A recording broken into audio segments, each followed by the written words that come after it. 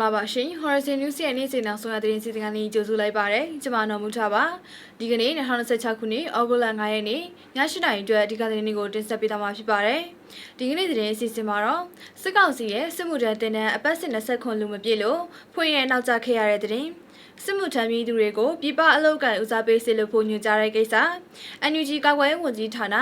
MOD လက်အောက်ခံရဲဘော်တူဖမ်းဆီးထိန်းသိမ်းခံရမှုနဲ့ပတ်သက်ပြီးဇနီးဖြစ်သူရဲ့တောင်းဆိုချက်ကရင်ကမ္ဘာလုံးဆိုင်ရာရှေ့နေကိုရဲ့ KWAN အသစ်ဖွဲ့စည်းလိုက်တဲ့တဲ့မင်းအောင်လှိုင်ကိုဖိတ်ခေါ်တာတွေမလုပ်ဖို့လန်ဒန်မြို့မှာမြန်မာတွေဆန္ဒပြတဲ့ကိစ္စမြောက်ဦးဘရူဆိုမြိုင်နဲ့ချောင်းဦးကစီရင်နဲ့အရတာတပ်ဖြတ်မှုတွေနဲ့အပါအဝင်ဟုံးလင်းနဲ့ဖားကန်ကရေပေမိုးကုတ်ကမြေပြုံမှုထိုင်းနဲ့အိန္ဒိယကလေးကြောင့်တောင်ကိုရီးယားကအပူလိုင်းတဲ့စတဲ့နိုင်ငံတကာသတင်းတွေကိုပါအသေးစိတ်စူးစီးတင်ဆက်ပေးသွားမှာပါပထမဆုံးသတင်းအနေနဲ့နိုင်ငံရေးလူအခွင့်အရေးနဲ့စစ်မှုထမ်းဥပဒေဆိုင်ရာသတင်းတွေကိုတင်ဆက်ပေးပါမယ်ဗြိတိန်နိုင်ငံလန်ဒန်မြို့မှာရောက်ရှိနေကြတဲ့မြန်မာနိုင်ငံသားတွေဟာအာဏာသိမ်းစစ်ကောင်ဆောင်မင်းအောင်လှိုင်ကိုဖိတ်ခေါ်တာတွေတန်တမန်ဆက်ဆံရေးလုပ်တာတွေမလုပ်ဖို့ဩဂုတ်လ4ရက်နေ့ကဆန္ဒပြခဲ့ကြပါတယ်။မြန်မာတန်ယုံထိုင်းမလေးရှားနဲ့စင်ကာပူတန်ယုံတွေရှေ့မှာပြုလုပ်ခဲ့တာဖြစ်ပြီးအထူးသဖြင့်ထိုင်းအစိုးရအနေနဲ့စစ်အုပ်စုကိုတရားဝင်မှုရစေမဲ့ဖိတ်ခေါ်မှုတွေရှောင်ရှားဖို့ဒေါ်အောင်ဆန်းစုကြည်အပါအဝင်နိုင်ငံရေးအကျဉ်းသားတွေကိုလုပ်ပေးဖို့တောင်းဆိုခဲ့ကြပါတယ်။ကရင်လူမျိုးတွေရဲ့အခွင့်အရေးရေရှည်တည်တံ့တဲ့ငြိမ်းချမ်းရေးနဲ့နိုင်ငံတကာအကူအညီတွေပုံမရရှိရေးအတွက်ကရင်ကမ္ဘာလုံးဆိုင်ရာရှေ့နေကွန်ရဲ့ KWAN ကိုဒီကနေ့ဩဂုတ်လ9ရက်နေ့မှာတရားဝင်စတင်ဖွဲ့စည်းလိုက်ပါတယ်။ဒီကွန်ရဲ့ဟာစစ်တပ်စီလက်နက်နဲ့ငွေကြေးစည်းစိမ်မှုတွေပိတ်ဆို့ဖို့စစ်ဆောင်တန်းကျော်အတွက်အကူအညီပေးဖို့စစ်အစိုးရရဲ့တရားဝင်မှုကိုညှင်းပယ်ဖို့နဲ့အွန်လိုင်းလိမ်လည်မှုတွေကိုတိုက်ဖျက်ဖို့စတဲ့မဟာဗျူဟာ9ချက်နဲ့နိုင်ငံတကာမှာစီယုံလို့ဆိုသွားမှာဖြစ်ပါတယ်။စစ်ကောင်စီတပ်ကလဆင်ဖွင့်လှစ်နေတဲ့စစ်မှုထမ်းတင်တန်းတွေအတွက်ဇွန်လမှာဖွင့်ရမယ်အပတ်စဉ်20ခွန်ဟာပုံမှန်ခေါ်တဲ့လူဦးရေ9000မပြည့်ပဲ4000ကျော်ပဲရခဲ့တဲ့အတွက်တင်တန်းဖွင့်ရကိုဩဂုတ်လ3ရက်နေ့အထိနောက်ဆုတ်ခဲ့ရပါတယ်။ဒါကြောင့်ဒီလမှာဖွင့်မယ်အပတ်စဉ်28အတွက်လူကြိုတင်စုဆောင်ထားဖို့နေပြည်တော်ကညွှန်ကြားထားပါတယ်။တချိန်တည်းမှာပဲစစ်ကောင်စီလက်အောက်သမားဝန်ကြီးဦးခင်မောင်စိုးကစစ်မှုထမ်းတာဝန်ထမ်းဆောင်ပြည်သူတွေကိုလာအိုနဲ့ထိုင်းနိုင်ငံတွေက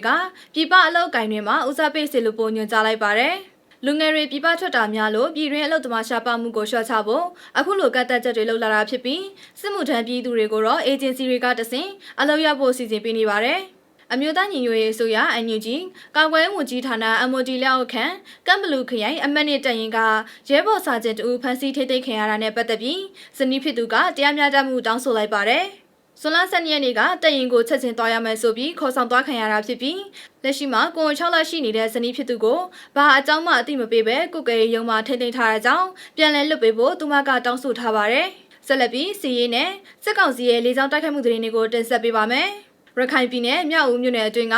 နေရာအချို့ကိုစစ်ကောင်စီတပ်ကဩဂုတ်လ4ရက်နေ့မှာဝိုင်တွဲလီရင်နဲ့စက်တိုက်လီရင်တွေတုံးပြီးဘုံကျဲတိုက်ခိုက်ခဲ့ပါတယ်။ပောက်ကွဲတံတွေစက်တိုက်ထွက်ပေါ်ခဲ့ပြီးဒေသခံတွေရဲ့အရေးပေါ်ထွက်ပြေးတင်းရှောင်ခဲ့ကြရပါတယ်။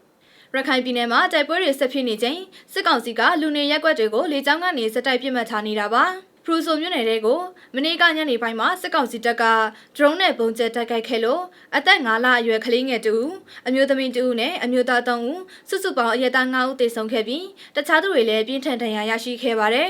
စိုက်ပျိုးရေးလုပ်နေတဲ့အရက်သားတွေကိုဒရုန်းတွေလက်နက်ကြီးတွေနဲ့မကြာခဏပစ်ခတ်နေတာဖြစ်ပါတယ်ရခိုင်ပြည်နယ်ခွားမြို့ကိုပြန်လည်ရယူဖို့ကြိုးပမ်းနေတဲ့စစ်ကောင်စီတပ်နဲ့အာရခတပ်တော်တို့အေယာဝတီတိုင်းတာပေါင်းနဲ့ရေကြီးမြို့နယ်တွေမှာနှစ်ရက်ဆက်တိုက်ပွဲတွေပြင်းထန်ခဲ့ပါတယ်။စစ်ကောင်စီတပ်ဘက်ကအထိနာပြီးပြန်ဆုတ်သွားရသလိုလက်နက်ခဲယမ်းတွေကိုလည်းအေအေကတင်စီရမိခဲ့ပါတယ်။မကွေးတိုင်းမြိုင်မြို့နယ်ရာကြီးပြင်ကျေးရွာတွေကိုဒီကနေ့နေ့နဲ့ပိုင်းမှာစစ်ကောင်စီစစ်ကြောင်းဝင်ရောက်လာပြီးပြည်သူနေအိမ်တွေကိုမိရှုဖျက်ဆီးနေပါတယ်။ဒေသခံတွေအရေးပေါ်ထွက်ပြေးနေရပြီးအသေးစိတ်ပျက်စီးဆုံးရှုံးမှုကိုတော့စုံစမ်းနေဆဲဖြစ်ပါတယ်။စကိုင်းတိုင်း6ဦးမြို့နယ်ခင်မွန်ကျေးရွာမှာဩဂုတ်လ4ရက်နေ့ညနေပိုင်းကအရက်မူနေတဲ့စစ်ကောင်စီတပ်ဖွဲ့ဝင်တွေဟာ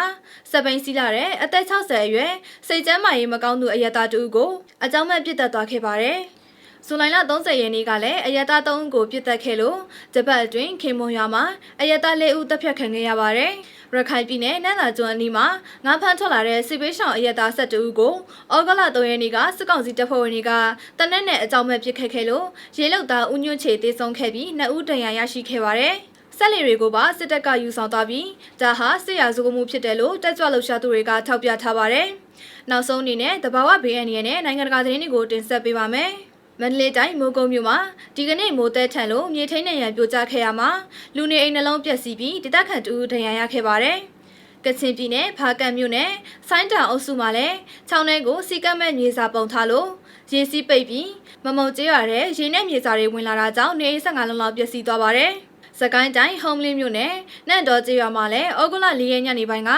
ရုချောင်းရဲ့ရုတ်တရက်ရှန်တက်လာလို့တိုက်နယ်စေယုံစာတင်ကျောင်းတွေနဲ့ရွာရင်းလမ်းမကြီးတွေရင်းနှီးမြုပ်ခဲ့ပါတယ်။ဒီအတွက်ကျန်းမာရေးနဲ့ပညာရေးဝန်ဆောင်မှုတွေပါခေတ္တရပ်ဆိုင်းထားရပါတယ်။ယူကရိန်းနိုင်ငံတောင်ပိုင်းခါဆုံမြို့မှာလမ်းဘေးဟင်းဟင်းရွက်ရောင်းချနေတဲ့အသက်52နှစ်အရွယ်အရတာတူကိုရုရှားဒရုန်းတစ်စင်းကအနီးကပ်လိုက်လံတိုက်ခတ်ခဲ့တဲ့ရုပ်သံမှတ်တမ်းထွက်ပေါ်လာပါတယ်။အဲ့ဒီအမျိုးသားဟာဒဏ်ရာတွေနဲ့ဆေးရုံတက်နေရပြီးယူကရိန်းသမ္မတဇလန်စကီကတော့ရုရှားဟာအရက်သားတွေကိုအမဲလိုက်နေပြီးစစ်ရာဇဝတ်မှုကျူးလွန်နေတာဖြစ်တယ်လို့ပြင်းပြင်းထန်ထန်ရှုတ်ချခဲ့ပါတယ်။ထိုင်းနိုင်ငံဖူခက်ကနေအိန္ဒိယနိုင်ငံဒေလီမြို့ကိုပြန်တက်လာတဲ့အိန္ဒိယခီးတဲ့တင်လေရင်ဟာဩဂုတ်လ4ရက်နေ့ကလေထဲမှာပြင်းထန်တဲ့လေတုန်ခါမှုကြုံတွေ့ခဲ့ရလို့ပေ300ခန့်ရုတ်တရက်ကျဆင်းသွားပါတယ်။ခီးတဲ့တွေနဲ့အမှုတန်းတွေလက်ဆင့်ထွက်သွားခဲ့ပြီးလေရင်အမှုတန်းတူအပါဝင်14ဦးဒဏ်ရာရရှိခဲ့ပါတယ်။ထိုင်းနိုင်ငံတာခရိုင်မဲဆောက်မြို့မှာလုပ်ငန်းလည်ပတ်ငွေဘတ်2ဘီလီယံကျော်ရှိတဲ့မူရငွေကြေးခွာချမှုနဲ့ပတ်သက်ပြီးအသက်48နှစ်အရွယ်မျိုးသမီးတူကိုထိုင်းရဲတပ်ဖွဲ့ကဖမ်းဆီးလိုက်ပါတယ်။ဝင်ရောက်စီးနင်းရမှာ BMW ကားနှစ်စီးငွေသားရွှေတဲနဲ့မြေကွက်ခရိုင်26ခုတို့ကိုသိမ်းဆည်းရမိခဲ့ပါတယ်။ထိုင်းနိုင်ငံတောင်ပိုင်းနရတီဝတ်ခရိုင်စုငိုင်းကိုလောမြို့မှာကျင်းပနေတဲ့